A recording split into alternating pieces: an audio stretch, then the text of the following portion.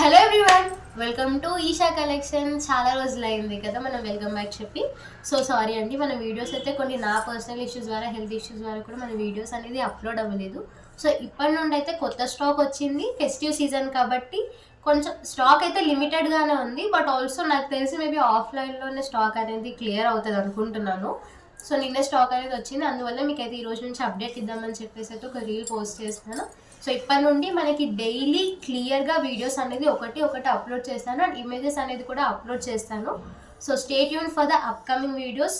మన దగ్గర అయితే చాలా రీజనబుల్ ప్రైస్లో అయితే నేను సేల్ పెడుతున్నాను. ఎందుకంటే ఇది నా చిన్న స్టార్టప్ కాబట్టి మీ వరకు కూడా రీచ్ అవ్వాలని చెప్పేసి మాత్రమే నేను ఒక చిన్న రీజనబుల్ ప్రైస్లో అయితే పెడుతున్నాను.